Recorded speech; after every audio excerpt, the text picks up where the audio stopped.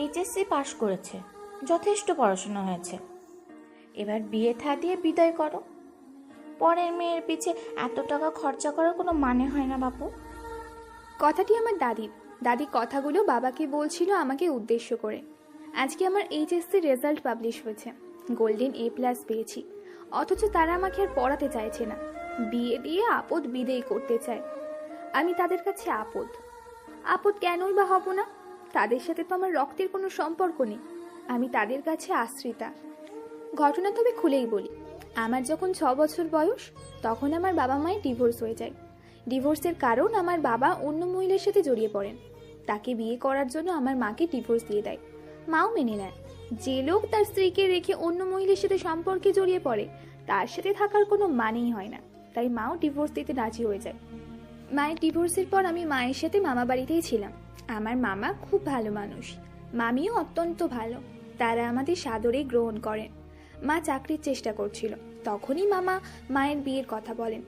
মা আবার বিয়ের কথা শুনতেই ভীষণ রেগে যায়, কিন্তু মামা হাল ছাড়েন না। তিনি মাকে বোঝান, মেয়ে এখনো ছোট, জীবনের অনেকটা সময় পড়ে আছে, এভাবে একা আমাকে মানুষ করতে পারবে না। আমারও একজন বাবা প্রয়োজন, আর মায়ের একজন সঙ্গী। সারা জীবন আমাদের পাশে তো আর মামারা থাকতে পারবেন না। আমাদের শক্ত গাছ প্রয়োজন, যে কিনা আমাদের মা মেয়েকে সকল ঝড় ঝাপটা থেকে রক্ষা করবেন। কিন্তু মা আমাকে রেখে বিয়ে করবেন না সাফ জানিয়ে দিলেন। আমাকে রেখে স্বার্থপরের মতো নিজের কথা ভাবতে পারবেন না মা। যদি কেউ আমাকে সহ মাকে বিয়ে করতে রাজি হন তবেই তিনি বিয়ের কথা ভেবে দেখবেন, নয়তো নয়। পরের সপ্তাহে মামা মায়ের জন্য বিয়ের সম্বন্ধ নিয়ে এলেন। ভদ্রলোকের বিয়ের 2 বছরের মাথায় স্ত্রী মারা যান, তারপর আর বিয়ে করেননি। 3 বছর একা আছেন। ভদ্রলোকের বয়স 33 বছর, সুদর্শন, শিক্ষিত ও ভালো পরিবারের। ওনাদের নিজেদের ব্যবসা আছে, অবস্থা সম্পন্ন পরিবার। তাই মামা মায়ের জন্য এই সম্বন্ধ নিয়ে এলেন। আমার মা যথেষ্ট সুন্দরী, না না যথেষ্ট বললেও ভুল হবে, অতিরিক্ত সুন্দরী। পড়াশোনা জানা মেয়ে, তাই ওটা চট করেই পছন্দ হয়ে গেল। মাকে নেওয়ার জন্য তারা পাগল হয়ে উঠল, কিন্তু মা তাদের সামনে শর্ত জুড়ে দিলেন। তিনি তখনই বিয়ের জন্য রাজি হবে যদি আমাকে সহ ওনারা মাকে গ্রহণ করে। এই শর্তে তারা যেন ঝিমিয়ে পড়লেন। আমার মায়ের হবু বর আমাকে একবার দেখতে চাইলেন। মা ওনাকে নিয়ে আমার কাছে আসলেন। আমি বারান্দায় বসে পুতুল পুতুল খেলছি, তিনি এসে আমার পাশে বসলেন। আমি ওনার দিকে তাকিয়ে হি হি করে হেসে দিয়ে বললাম, তুমি তাহলে আমার নতুন বাবা? তিনি আমার মাথায় হাত বুলিয়ে বললেন, হ্যাঁ মা, আমি তোমার নতুন বাবা। মা অবাক চোখে ওনার দিকে তাকালেন। তিনি মায়ের বিস্ময় কাটানোর জন্য বললেন, এমন ফুলের মতো মেয়ের বাবা হওয়ার কয়জনের ভাগ্য থাকে বলুন তো? আমি এই ফুলের বাবা হতে চাই, আপনি কি আমাকে সে সুযোগ দিবেন? আমার নতুন বাবার পরিবারের বেশ অসম্মতি থাকলেও তিনি মাকেই বিয়ে করবেন বলে সাফ জানিয়ে দিলেন। তাই তারাও না পেরে রাজি হয়ে গেলেন। এভাবেই আমার এই পরিবারে আসা। দীর্ঘ 12 বছর যাবৎ পরিবারে আছি। কারো কাছে পরিবারের একজন, তো কারো কাছে আশ্রিতা। মা, আমি ফুলকে এত তাড়াতাড়ি বিয়ে দিতে চাই না। বাচ্চা মেয়ে আরেকটু বড় হোক, তারপর ভালো ঘর দেখে বিয়ে দিয়ে দেব। বাবা দাদিকে এই কথা বলে আমাকে নিয়ে ঘরে চলে গেলেন। আমার নাম ফুল নয়, তবে সেদিন আমাকে দেখার পর বাবা আমাকে ফুল বলেই ডাকেন। এবারে সবাই আমাকে তানহা বলেই জানেন। মাও আমাকে ফুল বলেই ডাকা শুরু করেন। মায়ের মতে এই নামটাই আমার সাথে যায়। আমি নাকি ফুলের মতোই সুন্দর, তাই এই নাম নিয়ে আমারও কোনো আপত্তি নেই। নামটা আমারও যথেষ্ট ভালো লেগেছে। আমার আসল নাম তায়েবা তাসমিম তানহা। মা আর বাবাই আমাকে ফুল বলে ডাকে, বাকি সবাই তানহা বলে। ফুল, তুই মায়ের কথায় কিছু মনে করিস না মা, আমি তোকে ভার্সিটি ভর্তি করে দিব। বাবা আমায় বললেন। আমি মাথা নাড়ালাম। এখন দেখ তোর জন্য কি এনেছি। বলেই বাবা একটা প্যাকেট আমার হাতে দিলেন। প্যাকেট খুলে দেখলাম আমার পছন্দের সব চকলেট। আমি হেসে দিলাম। বাবা আমার অনেক ভালো মানুষ। আমার প্রতি তার ভালোবাসা দেখলে বোঝাই যায় না তিনি আমার আসল বাবা নয়। আমার নিজের বাবাও আমাকে কখনো এতটা ভালোবাসেনি। তিনি আমায় যতটা ভালোবেসেছেন। আমি চকলেট বের করে মুখে দিব, তখনই শুনতে পেলাম, আপনি তুই একাই খাবি, আমাকে দিবি না? পিছনে ঘুরে দেখি তুহিন দাঁড়িয়ে আছে। তুহিন আমার ছোট্ট ভাই, ওর বয়স 10 বছর। ও আমাকে খুব ভালোবাসে। যদিও এই বাড়ির মানুষ প্রতিনিয়ত ওর কানে বিষ ঢালে আমি ওর আপন বোন নাই, আমাকে যেন এত ভালো না বাসে, কিন্তু ও কাউকে পাত্তা দেয় না। এক মায়ের পেটের ভাই বোন, বাবা আলাদা, তাতে কি? উল্টো দিন দিন আমার প্রতি ওর ভালোবাসা বেড়েই চলেছে। আমি ফিক করে হেসে ওর মুখে একটা চকলেট পুরো দিলাম। দুই ভাই বোন মিলে চকলেট খাচ্ছি। চকলেট খাওয়া বাদ দিয়ে কিছু মনে পড়ার ভঙ্গিতে বলল, আপনি তুই বস, আমি আসছি। দৌড়ে কোথায় চলে গেল। তারপর আবার পাখির মতো উড়ে চলে এলো। একটা প্যাকেট হাতে ধরিয়ে দিয়ে বলল, আপনি, এটা তোর জন্য। আমি অবাক হয়ে বললাম, কি এটা? ও বলল, সারপ্রাইজ। আমি খুশিতে গদগদ হয়ে প্যাকেট খুলতে লাগলাম। আমি প্যাকেট খুলে একজোড়া ঝুমকো দেখতে পেলাম। কি সুন্দর ঝুমকো! ও খুশি খুশি মুখে আমার দিকে চেয়ে আছে। আমি ওর গাল টেনে বললাম, তুহিন, তুই তো দেখছি অনেক বড় হয়ে গেছিস। আপুর জন্য ঝুমকো কিনে এনেছিস? তুহিন কৌতূহল নিয়ে বলল, আগে বল কেমন হয়েছে। অনেক সুন্দর, আমার খুব পছন্দ হয়েছে। তুহিন বলল, তুই এত ভালো রেজাল্ট করেছিস, তাই ভাবলাম তোকে কোনো গিফট দেওয়া যাক।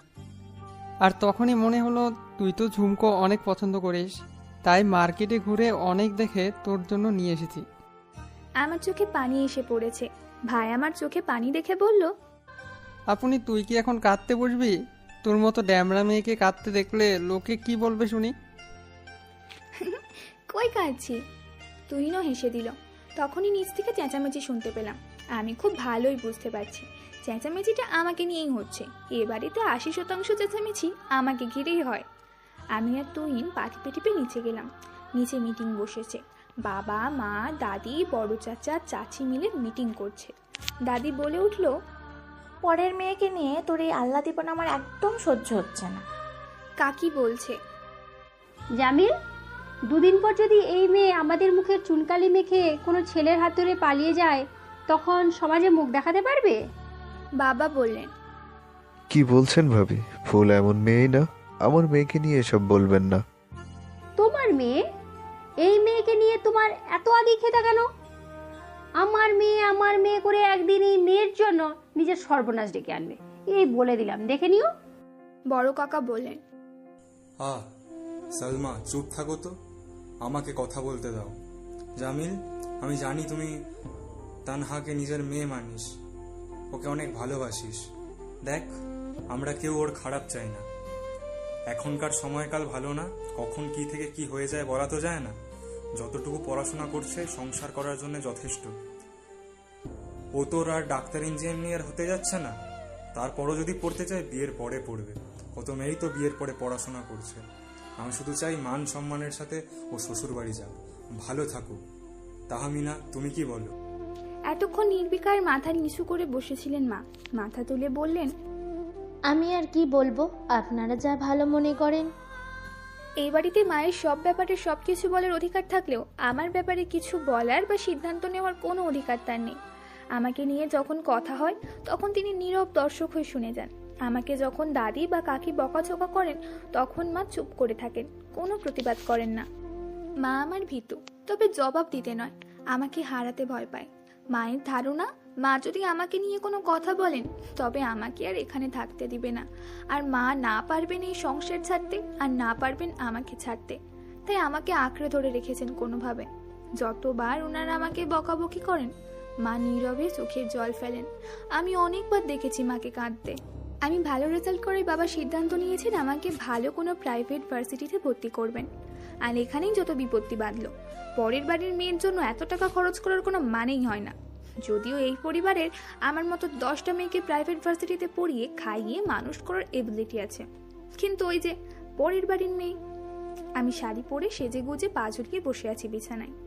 আজ আমাকে দেখতে আসবে, সেটা মায়ের সিদ্ধান্তে। তবে আমার সিক্স সেন্স বলছে এসব শুধু শুধু হচ্ছে।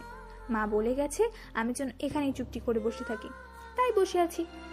নিজেকে আয়নায় দেখতে ইচ্ছে করছে, তাই বেড থেকে নেমে আয়নার সামনে গিয়ে দাঁড়ালাম।